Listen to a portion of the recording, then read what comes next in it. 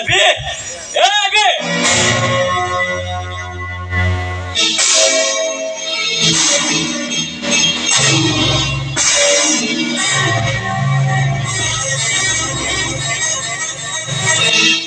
ನನ್ನ ಅಪ್ಪಣೆವಿಲ್ಲದೆ ನನ್ನ ಮನೆಯೊಳಗೆ ಬಂದ ನೀನ್ಯಾರ ಕುನ್ನೆ?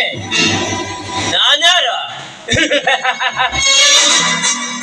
ಹಾಲು ಕುಡಿಯುವ ಹಸುಕೂಸನ್ನು ಸಹ ಕೇಳಿದ್ರೆ ಕೈ ಎತ್ತಿ ಹೇಳ್ತಾರೆ ಈ ಕರ್ಣನ ಯಾರೆಂದು. ಯಾತಕ್ಕಾಗಿ ಇಲ್ಲಿಗೆ ಬಂದೆ?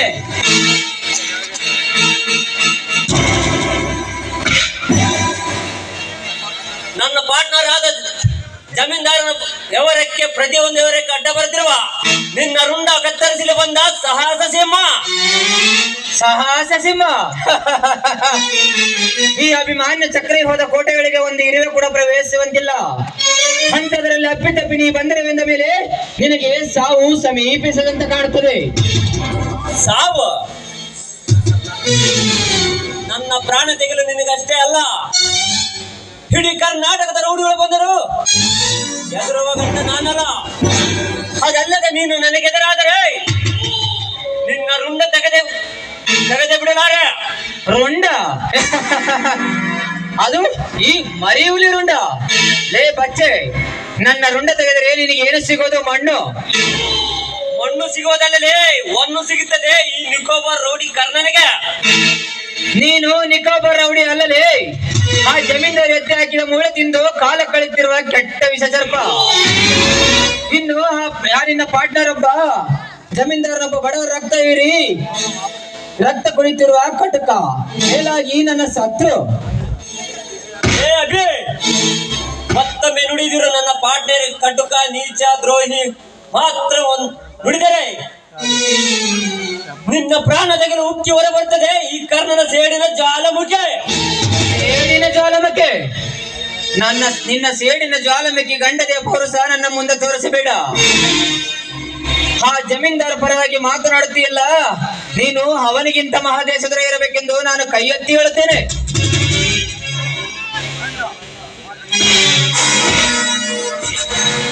ಬಂಡ ಮಾತಿಗೆ ಮಾತು ಬೆಳೆಸಿ ಈ ಗಂಡದೇನನ್ನು ರೇಗಿಸಬೇಡ. ಈ ಗಂಡದ ಹುಲಿ ರಚ್ಚಿಗೆದ್ದರೆ ನಿನ್ನೆಲಬುಗಳು ಪತ್ತಿಲ್ಲದ ಪಾತಾಳಕ್ಕೆ ಹೋಗುತ್ತವೆ. ಬಲು ಎಚ್ಚರ ಎಚ್ಚರ. ನನಗೆ ಎಚ್ಚರ ಹೇಳುವ ಕೊಬ್ಬಿದ ಕುನ್ನೆ. ನೀನು ಗಂಡದ ಹುಲಿ ಆದರೆ ನಾನು ಗುಡ್ಡದ ಹುಲಿ. ಗುಡ್ಡದ ಹುಲಿ? ನೀನು ಗುಡ್ಡದ ಹುಲಿ ಆದ್ರೇನು, ಗುಡ್ಡ ಅಲ್ಲಾಡ್ಸೋ ಹುಲಿ ಆದರೇನು? ಈ ಕೈಗಾರ ಒಮ್ಮೆ ಗುಡಿಗಿದರೆ ಸಾಕು, ಗುಡ್ಡವೆಲ್ಲ ಅಲ್ಲಾಡಿ ಗುಡಿಯಾಗಿ ನಿನ್ನ ಹುಲಿ ಎಂಬ ಶಬ್ದ ಹೇಳಿ ಹೆಸರಿಲ್ಲದೆ ಸುಟ್ಟು ಭಸ್ಮವಾಗುತ್ತದೆ. ಬಲು ಹುಷಾರ್. ನನಗೆ ಹುಷಾರು ಹೇಳೋ ಕೊಬ್ಬಿದ ಕುನ್ನೆ.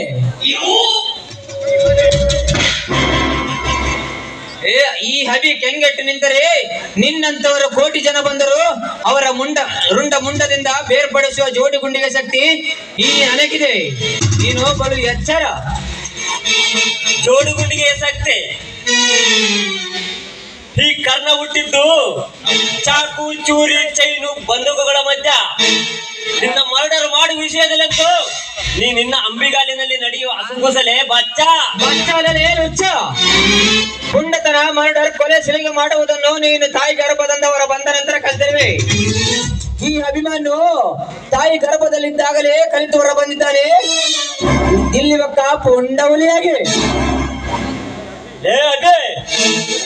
ಈ ಟೈಗರ್ ಬರುವ ಬೂಟಿನ ತಪ್ಪಳಿ ಕೇಳಿದ್ರೆ ಸಾಕು, ಗಡಗಡನೆ ನೋಡಿಗೆ ಸಲಾಂ ಹೊಡೆಯುತ್ತಾರೆ ಈ ಊರಿನ ಜನರು.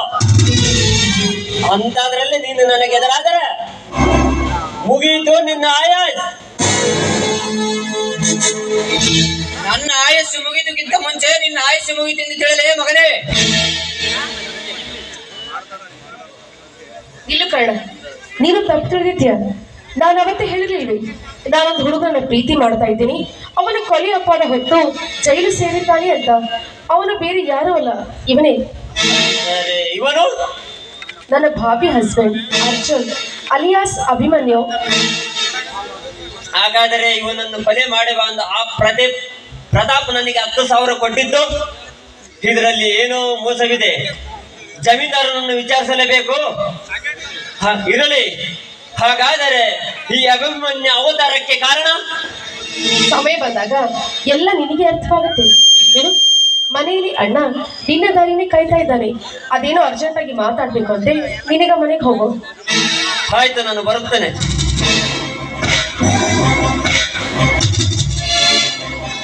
ಕವಿತಾ, ನನಗೆ ಬೇರೆ ಕೆಲಸವಿದೆ, ನಾನಿನ್ನು ಬರುತ್ತೇನೆ.